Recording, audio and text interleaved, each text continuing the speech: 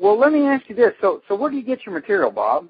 Well, at first, I was writing jokes and set up punch and trying, what I was doing, and it was a strain, and just was, I was forcing myself to do it, and it was working, but it wasn't flowing. It wasn't something that, I was kind of becoming a Henny Youngman almost. And not that that's bad, but I wasn't as good as Henny Youngman.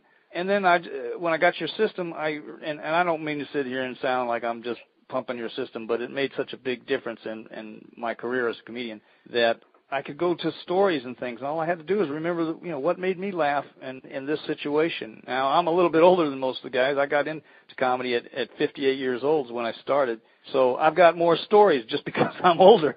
I've lived longer. I've had more stories. What it helped me do is craft that story so I could get that down to X amount of words and not drag it out like I tried that first open mic trying to tell a 30-minute story in 3 minutes. Most of them are just, events that have happened or things that still happen, and, you're a comedian. You've got to get a sense of humor. You see the funny in it, and you just have to learn how to express that to get the laughs out of the audience. What are some of the most important things that you've learned in your time doing stand-up comedy? And you're in a unique spot, It's not like you've got 20 years, and it's not like you just started.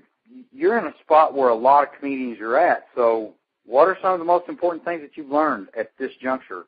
Number one, it's a business. Like I say, when I saw the same comedians going up there week after week, and they'd been doing open mics for 5 years, 6 years, and they couldn't get gigs and so on and so forth. I'm thinking they're not understanding this is maybe they want it to be a hobby. I wanted this to be something that I could do and have fun at. So I looked at it as a business pretty early on, and I wanted to know, well, if it's going to be a business, then what are some successful models out there that have done this and look at it like a business? And so that's where I looked at Foxworthy and those kind of guys.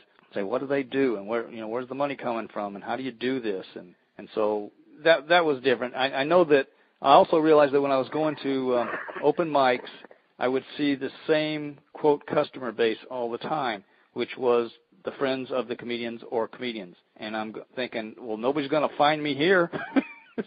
So I went out to try and actually find customers, and that's why I started the door-to-door comedy, which we might want to talk about in a little bit. I just tried to figure out a place where are people already, then I would try to go do comedy there. So that was, I think, one of the more important things. I also found out that, I don't have to have an audience to rehearse. I thought, well, I can only do this one day a week at the open mic, and no, you can set up the little camera, and that's exactly what I did. Set up in the garage, and it's weird. You're talking to a camera, there's no audience there, but it gets your timing down. I mean, not necessarily timing, I would say, but you can get your words down and get your act together that way, and that helped me quite a bit.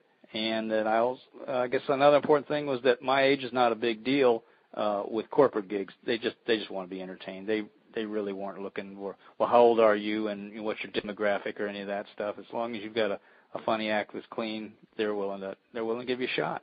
So I thought those are pretty important things that I've learned so far. I mean, I've got a lot more to go to learn, that I just don't know. I don't even know what questions to ask, but as long as you keep plugging away in there, I guess I'll get the answers. Absolutely, absolutely. Well,